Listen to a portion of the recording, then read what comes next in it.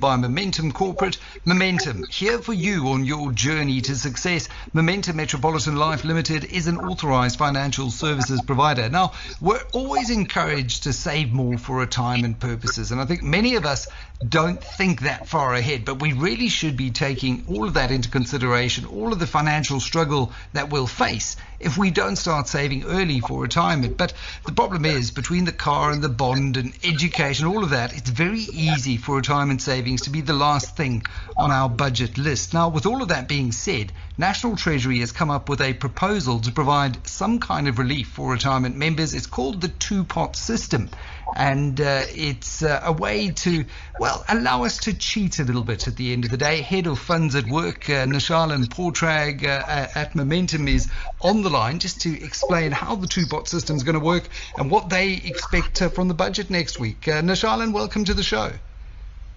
Hi, Michael. Thanks for having me on the show. Now, with that budget around the corner, I think one of the big ticket items that we're all expecting is comment on proposed legislation that is going to give retirement fund members early access to their retirement savings. Can you just tell us a little bit more about what is on the table? Yeah, so if we look at the new system, effectively called the two-pot system, the first pot is really around a long-term financial security. So in this particular first pot, members will not have access up until they retire. This is then coupled with a second pot, and this second pot will be accessible to members, and this is really around sort of, emergency or short-term savings. So the new system wants to create flexibility, inside of a retirement fund to give people access, when they need it, but also to encourage them to save in the longer run. So that balance is going to be quite critical. And I think if you think about it, Michael, I mean, in the South African context, most people's savings is in the form of a retirement fund. So being able to open up that architecture, is critical to incentivize people to save. But there is a challenge here, Nashalin, and the problem that I see with this is obviously the numbers show year in, year out, only 6% of us are retiring with whatever is enough in the bank. So on the one hand, you want to encourage people to save more, to be diligent, to not dip into their savings. On the other hand, you want to allow people some flexibility in case they fall on hard times. And I think COVID has been one of those areas. So we're almost breaking the law to get access to retirement savings here. It sounds like something needs to be done, obviously. Do we have any more information on how this proposed two-pot system would actually work in practice? Yeah, so I think you've mentioned it's quite critical. I think looking back at the last few years with COVID, we've seen lots of people, wanting to have access to their retirement funds. So it's been quite a bit of a challenge, Even before COVID, we saw people resigning just to have access to those funds. So I think it's critical, it is an environment, it's the dual challenge that you mentioned.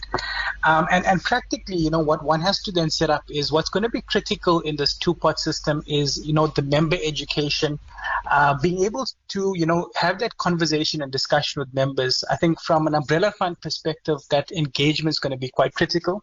What's also going to be quite important, when I think about the setup of the two-pot system, is really around making sure that as an administrator, we have, the correct system in place and system changes, as well as being able to communicate members through that. But I think, as you mentioned it, Michael, critical is to educate people around the importance of saving.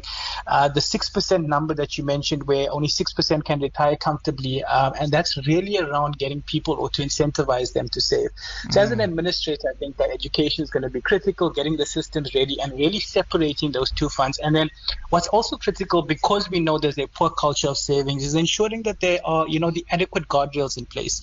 So what you don't want is for the portion that's accessible at any time for people to continuously access it, not just for emergency cases or in very tough times. So I think guardrails in place and putting into perspective rules around, when you can withdraw this, the minimums, and co-creation of that specifically early access is going to be critical, as we look over National Treasury's comments over the next months. Yeah, absolutely. So, I mean, we don't know exactly what the final framework architecture of this is going to be, but from what we do know now, how would you assume this is going to be set up? Is it going to be that we'll have two separate accounts, so 1/3 of your time and savings are going to go into an account that's accessible, and then the other 2/3 will then be locked away until retirement? How do you see this actually being structured?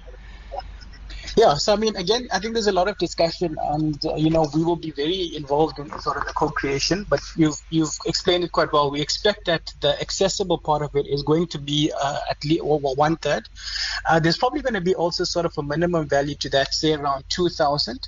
And also from an administration perspective, there will be restrictions around how many times you can access it. Very likely it will be once a year that you can access it.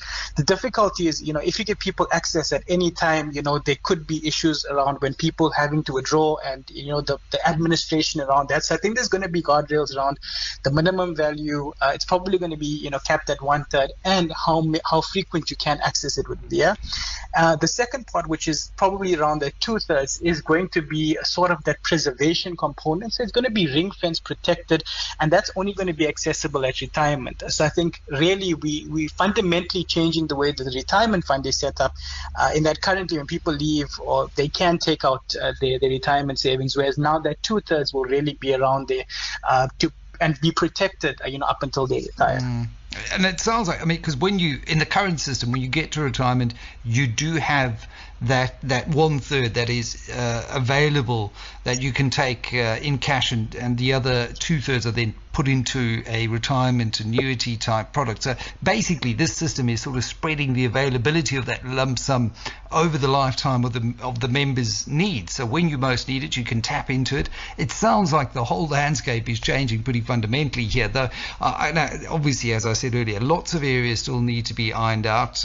How to prevent knee-jerk decisions, or how withdrawals are handled from a tax point of view. How do you see this playing out in the eyes of the members here? Yeah, so I must say, when I looked at the proposals, we definitely applaud National Treasury, for their very prudent, carefully considered, as well as a very consultative approach. I think the balance here, and that critical balance that you're trying to get, is between the financial difficulties that we saw over the last 2 years. Members really struggled. They had this money tied in the retirement savings, and many people, would actually resign just to get access to the money, because those are the challenges. So you actually have people resigning, actually contributing to unemployment just to get a hold of this. So I think when they looked at the members, they realized, there's that balance. There's the short-term access in these emergency cases for example, with the pandemic or in other cases, but at the same time, you have to balance that long-term financial security. So if you look at that behavior incentive, it's really to tell members, well, you don't have to resign to get your retirement fund, and there is a portion that actually is there for emergencies. I think what's also critical for me when I put myself in the shoes of our members is really we're going to enhance the culture of saving. So if you look at the retirement fund setup, it has a portion for the short term, but also long term. And really, we have a poor savings culture, and that for me is going to be critical for members to start to think about: do I have enough for emergencies? Am I saving towards that? But also, am I saving towards my retirement? Am I going to have enough? Because a lot of people, I think, put aside those long-term questions for the financial needs. So I think they've achieved that balance between sort of that short-term protection, as well as making sure that people remain invested in the longer run as they approach retirement. There are a number of tax issues, surely, Nashalin, that need to be considered here, because there's a certain tax structure that incentivizes saving that now will need to be rethought, considering that you're allowing members to access this one pot earlier than at retirement. Yeah, so there are definitely a number of tax issues that we need to consider. A National Treasury, we do know, is considering a number of overseas models to really try to find ways to retain incentives for individuals to save while actually improving equity across different income groups. And one of the options actually allows that 1/3 access pot to be really reflected in terms of taxable income in the year of withdrawal. So what they may actually do is, for that one pot of emergency savings, one could effectively create sort of a tax-free savings account within the retirement fund. But again, I think it's really critical that there's a lot of details that have to be ironed out, and especially around the tax and how you set it up. But I think having a tax-free savings component built in will be a great incentive for people to have that emergency savings or short-term savings. Now, I know initially the response was one of caution in the market, because and we've discussed it earlier, our savings are just too low. You don't want to be incentivizing the wrong wrong behavior. As you've come to grips with this, and as a leading employee benefits provider in the country, I mean, you've got particular insight into this area. What do you think of these proposals? Do you think they're the right thing at the right time? Yeah, I mean, when I think about the proposal, I think, and specifically, I mean, looking at our members and what they faced, I think we definitely, support the proposals. I think what's going to be critical for us is really, as an umbrella fund, to work together to co-create how this works and the setup that is sitting around there. I think what's also critical is to make sure that the proposals drive the right behavior. What we want to do is get to people to save and save for different needs. So I think this is a step in that direction. And I think if we look at all of our research, the annual research which we do in terms of financial vulnerability, it really highlights the need for financial discipline and to improve saving. And I think having this and having people think about it and creating the right incentives to save is something that we're very passionate about, something that we work hard to. And I think now having sort of some of the setup of a retirement fund really speak to those things is going to be critical. So I must say, quite excited, and I think the exciting part is us being able to co-create and really improve outcomes for members, both in the short term, but also in the long term. And, let us shift that 6% that will retire comfortably to a much, much higher mark. And I think that for me is really where we'll do a lot of the work. Yeah, I mean, that is the bottom line, because for as long as I've been talking about pensions in this country, it's been around that 6% mark. It's a very sticky number that just doesn't seem to move. And as an administrator that is one of the larger administrators in the country, what about systems? I mean, do you have your systems all in place? How is your business going to be contributing here to a implementation that will hopefully be successful to ensure that these proposed reforms actually, have their desired outcome? Yeah, I mean, it goes without saying, Michael, that, all the administrators, the big commercial umbrella funds like ourselves will have to invest in system changes to align with these new requirements. But I don't think, if we start to look at the shaping environment and the systems that we have, it's something that we definitely can achieve. So, I mean, from that perspective, I think what's also going to be quite critical, in addition to the administration side of it, I think the coaching, the retirement benefit counseling and engagement will become more critical than ever. Now that there's those access and there's boundaries in place and, the proposed legislative changes, having the system is one thing, but I think what's also critical paired side by side with that is, making sure members are engaged both digitally via WhatsApp or SMS so that they fully understand, across all our communication channels, what it means for them.